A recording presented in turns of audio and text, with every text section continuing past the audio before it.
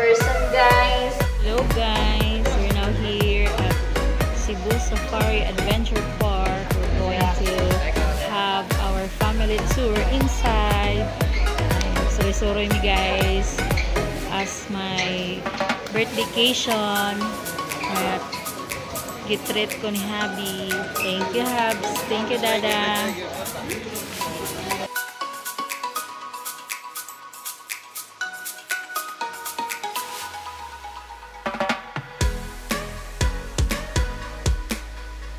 What's up guys? We're here now sa Safari Adventure Park in Cebu City.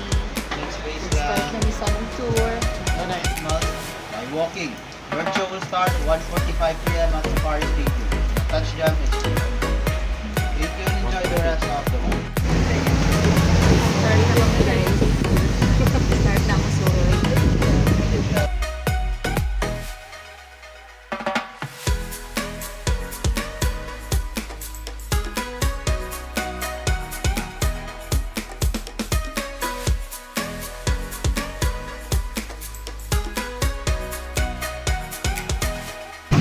Cebu Safari Adventure Park guys.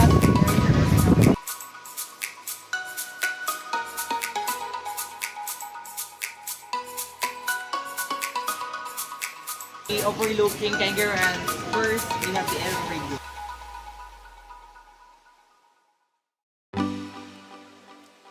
Nami sa ilang canteen guys.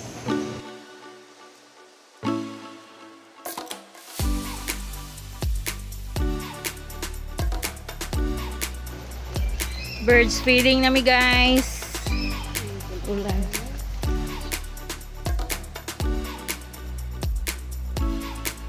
Sagad nami guys.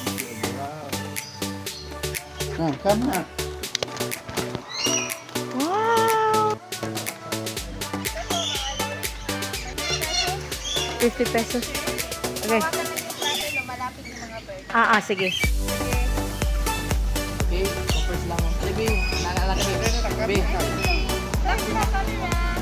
Okay. Bayaran ka rin lang.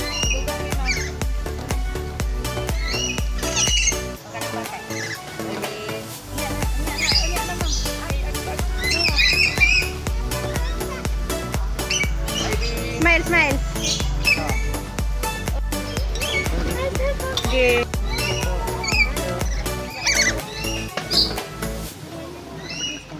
Hi everyone.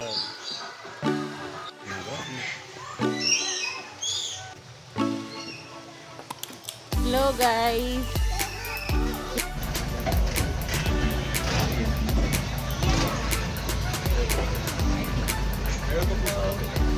Hello guys. Hi da, knock knock. Hello knock knock.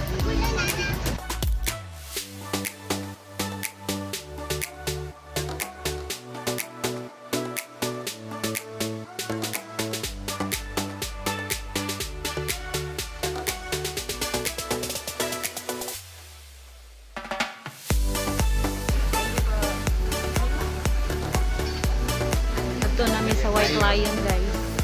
Ayan. Hello. Good morning, everyone. Good morning, ma'am. So welcome to White Lion Safari. Yes. I'm RJ. I'm your guide for this journey. Right inside, we will see the two white lions that were bred and raised in captivity from Germany.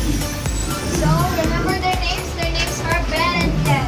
Ben and Ken. So that's the roar of a lion. Ben and Ken. Roar. Roar. You're in safety and comfort. Just remain seated while the truck is moving. On your tabarog kung most of the truck. And then grab a secure hold to your grab bars. No sticking out of fingers. No flash photographies and no shouting. So as you can see, this whole area here is just for the white lion. 1.2 hectare for them to roam around freely and exhibit their natural behavior. Thank you. And let's go find Ben and Ken. Let's go find Ben and Ken. Let's go find Ben and Ken. So that's it. So there is a no like free na ginagawa ang lion. Ato mga animals. Hi, Ken. So you might be wondering why they're called white lions and they're not in Chinese. its results to nearly white or pale color and the most adapted for tropical weather here in the Philippines. So they're the second largest big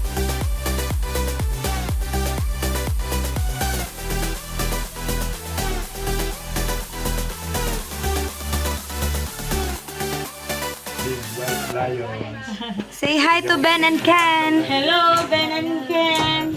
Ben and Ken. Hi, hello. That's because white lions are very territorial and their way of marking their territories is through urinating especially. So this is Ben and Ken's territory. That is our white lion safari adventure monster. For your next stop is the birds of the world and camels. You Okay. guys are very Camels. lucky because you can now see our newly launched flamingo. Flamingos. Nana si Flamingos di ay. Alright, don't forget to schedule a bird show, ma'am, at 1:45.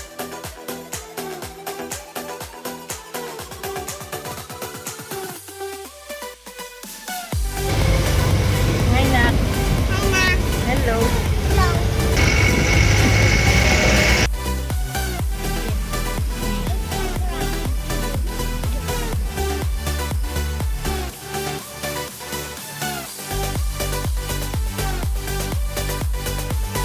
Ano sa good guys? Camel guys. Two camel.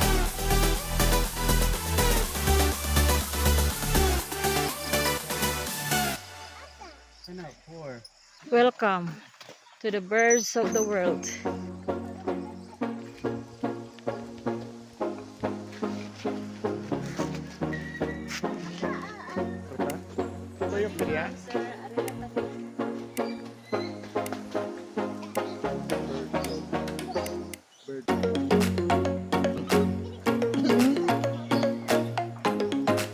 Morning.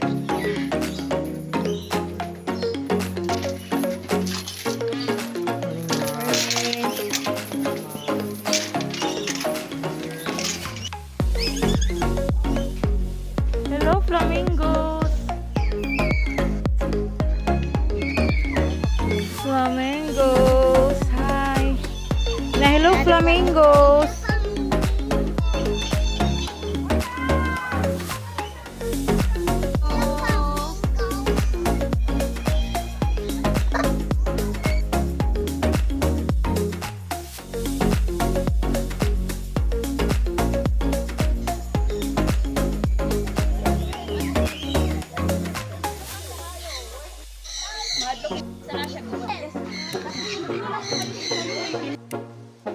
Hi!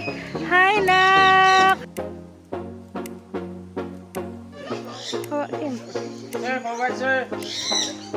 Hi! Hi!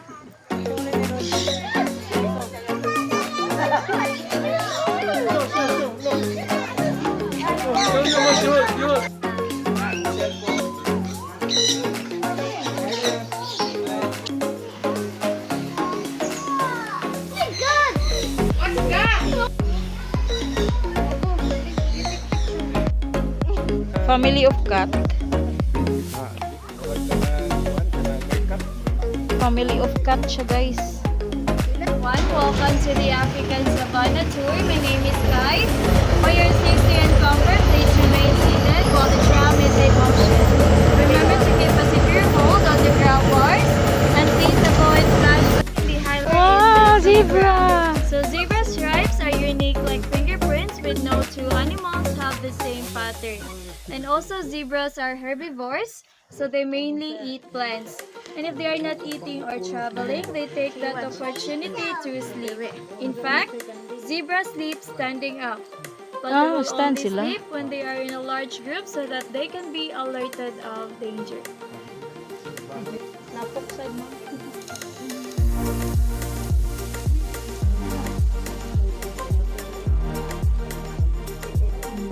Zebra, guys. And once again, we have the zebra. Zebra.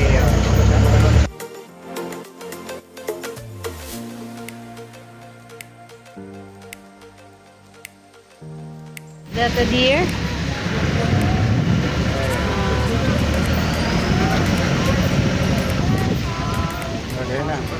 nak. Okay, so that one with a dark brown fur and with unusual white markings on its face, What is that? that's what we call a blesbok. So blesbok, named after the Dutch term for blaze. Also, both males and females have winged horns, with females having slightly slimmer than the male horn.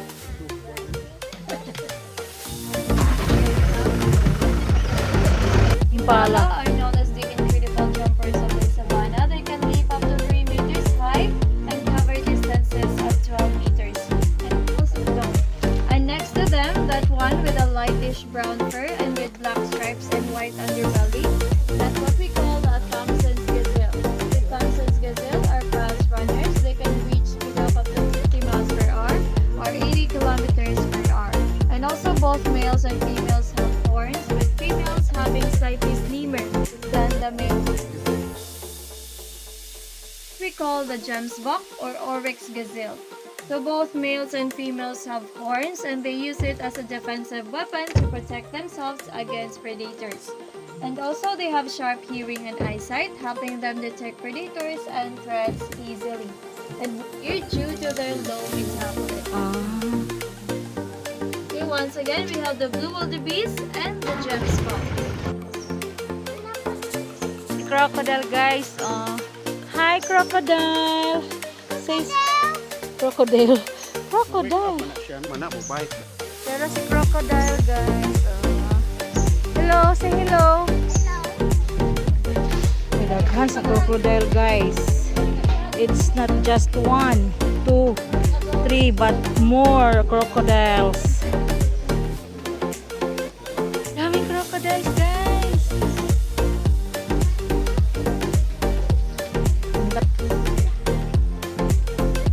Ang laki-laki ng African lion. Snabera.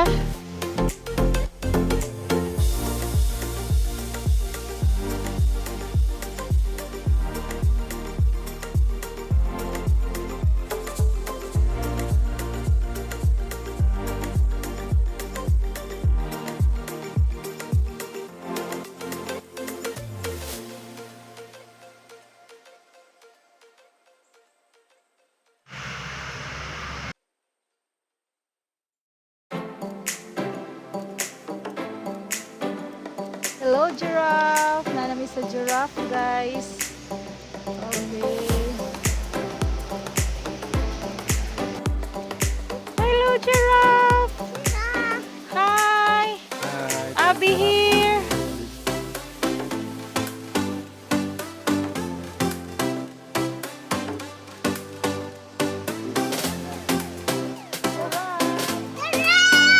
Hello, giraffe. That's a meerkat. It's a meerkat lang ga. They are digging holes na. Nagdig silag hole. Yes. Walking down to orangutan. Orangutan. Yeah.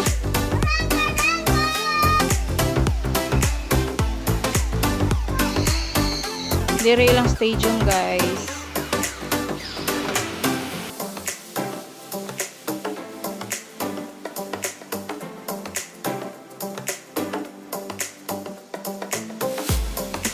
Ora si tiger, guys.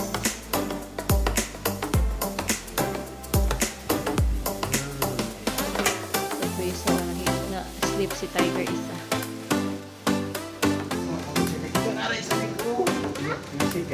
Kita